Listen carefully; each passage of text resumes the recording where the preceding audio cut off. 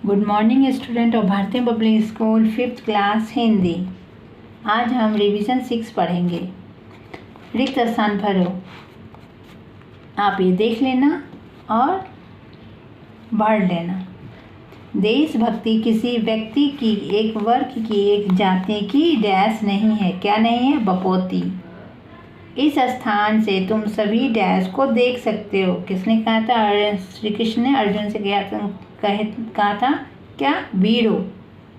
बालक चंद्रगुप्त डैश का अभिनय कर रहा था। किसका अभिनय कर रहा था? राजा का। धरती का कलेजा फट गया था। क्या? कलेजा। मनुष्य की आत्मा क्या है? अमर है। चाणक्य डैश थे। क्या थे? ब्राह्मण। हम सब ईमानदारी से अपने अपने कर्तव्य का पालन करें। क्या करें? कर्तव्य। रत्नाकर, जयसेन और धर्मपाल क्या थे? स्वार्थी थे। क्या थे? स्वार्थी थे। 2 पोयम आपको लर्न करने थे, आप देख लेना। हम मेहनत के दीप जलाकर नया उजाला करना सीखें। ओके, पोयम है नया उजाला, आपको वो लर्न करना, उससे पता चल जाएगा कौन सी लाइन है इसमें और फिल करना है। दूसरा क्या है? जब हम होंगे बड़े वाले में, उसको भी लर्न करना है। हिंसा के विस्मय प्रभाव में कब तक और बहेगा देश। हम खाते हैं शपथ दुर्दशा, कोई नहीं सहेगा देश। जो अनपढ़ हैं उन्हें पढ़ाएं, जो चुप हैं उनको वाणी दे। 2 पोयम है, दोनों पोयम आपको याद हो जानी चाहिए थी। नया उजाला और जब हम होंगे बड़े, वो दोनों पोयम कविता है, उस दोनों को याद कर लेना। ओके, अब मैंने यहाँ पे दिया था प्रधानाचार्य को प्रार्थना पत्र याद करें।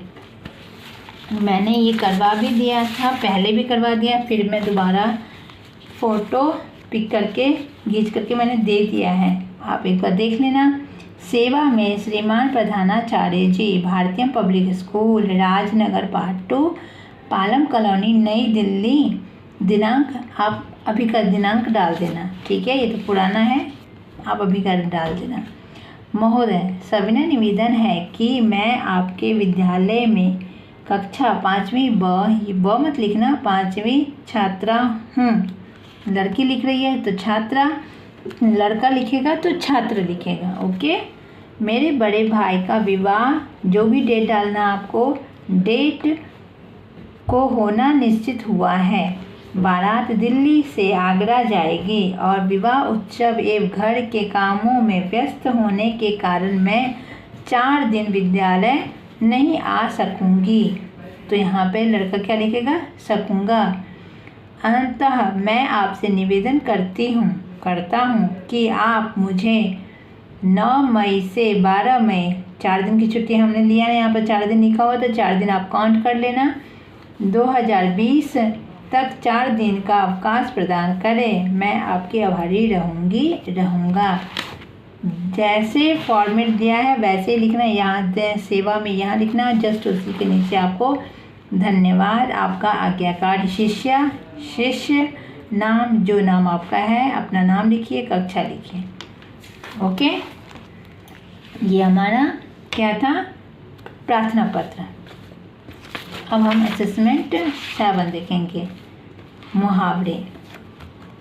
कमर कसना, तैयार होना। शत्रुओं का सामना करने के लिए हमारी सेना ने कमर कस ली है। आँखों का तारा, बहुत प्यारा। चंद्रगुप्त अपनी माँ के आँखों का तारा है। कान खा जाना, बहुत बोलना। उफ, ये बच्चे तो कान खा जाते हैं। गांठ बांधना, अच्छी तरह से याद रखना। परीक्षा में अच्छे नंबर लाना है, आप लोग गांठ बांध लो। समझ गया ना? दांतों तले उंगली दबाना, आश्चर्यचकित होना। ताजमहल को देखकर लोग दांतों तले उंगली दबा लेते हैं। छक्के छुड़ाना, बुरी तरह हराना। झांसी की रानी ने अंग्रेजों के छक्के छुड़ा दिए। मुंह में पानी आना, ललचाना। समोसा को देखकर मेरे मुंह में पानी आ गया। हाथ बटाना, काम में मदद करना। बच्चे माँ के कामों में हाथ बटाने लगे हैं। ये मुहावरे आपको लर्न करना है। पेपर 2 मुहावरे आ रहे हैं इसमें से, तो याद कर लेना आप। 1-2 क्वेश्चन है वहाँ पे संक्षिप्त वाले में। चाणक्य कौन था? चाणक्य एक बुद्धिमान ब्राह्मण थे। नया उजाला कविता के लेखक कौन है? मैंने अभी पोएम बताया था, कौन है? गोपाल कृष्ण कौर। ठीक है, संक्षिप्त क्वेश्चन जो है 3 या 4 आएंगे, इसी में से आएंगे, तो आप लिख लेना, लर्न कर लेना और लिख भी लेना पेपर में। विराम चिन्ह, मैंने इससे पहले क्रिया विशेषण के लिए मैंने बोला था कि क्रिया विशेषण और विराम चिन्ह में से कोई, इस दोनों में से कोई एक आएगा, तो ध्यान देना। विराम चिन्ह की परिभाषा मैंने करवा दिया है असेसमेंट में। ये रहा आपका विराम चिन्ह। ओके, विराम का अर्थ होता है रुकना। लिखी बात को पढ़ते या बोलते हुए कुछ देर रुकने के लिए जिन चिन्हों का प्रयोग करते हैं उन्हें विराम चिन्ह कहते हैं। विराम चिन्ह की उपयोगिता, विराम चिन्ह उपयोग से भाषा में स्पष्टता तथा अर्थ में सौंदर्य आ जाता है। वाक्य के पढ़ने या बोलने में लहजे या लय का संकेत देने के लिए यह महत्वपूर्ण है। जैसे कि आप कोई भी क्वेश्चन पूछते हो, कई 2-3 नाम पुकारते हो, तो उस समय ये विराम चिन्ह का प्रयोग किया जाता है। ऐसे ही 6-7 हैं, आप देख लो।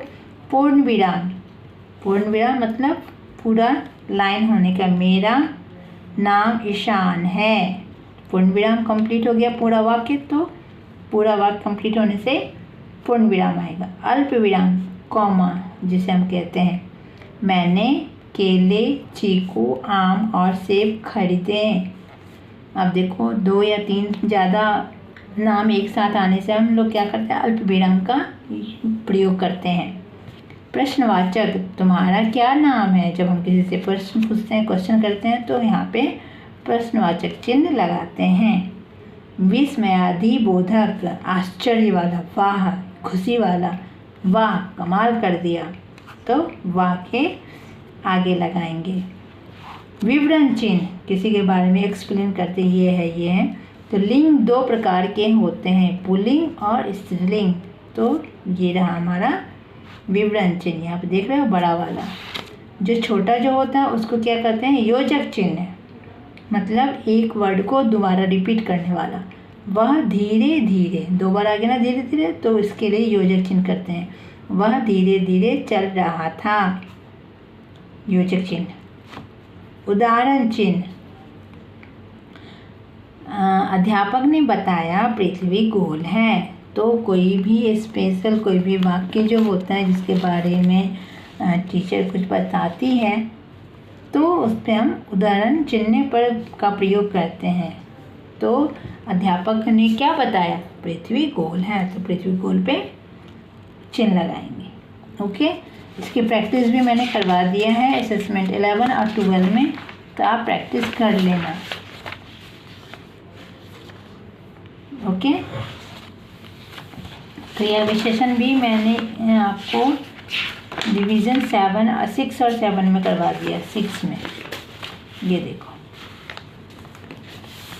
क्रिया विशेषण की परिभाषा। क्रिया विशेषण जो शब्द क्रिया के काल, स्थान, रीति आदि की विशेषता बताते हैं उन्हें क्रिया विशेषण कहा जाता है। जैसे बाहर, अभी अभी आदि।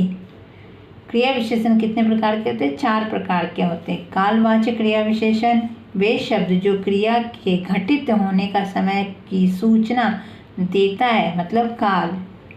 जैसे आज, प्रतिदिन, बराबर, अक्षर, ऐसे जो वर्ड होते हैं ना, वो समय बताता है, काल बताता है। स्थानवाचक क्रिया विशेषण, क्रिया के घटित होने के स्थान के विषय में बोध करने वाले शब्द को स्थानवाचक क्रिया विशेषण कहते हैं। जैसे कि बाहर, भीतर, घर में, इधर, यहाँ, वहाँ इत्यादि। ये सब क्या है? स्थान को दर्शाता है। रीतिवाचक क्रिया विशेषण, ये शब्द जो क्रिया के घटित होने की विधि या रीति से संबंधित विशेषता का पता चलता है वे रीतिवाचक क्रिया विशेषण कहलाते हैं। जैसे कि अचानक, तेज से, भली भांति।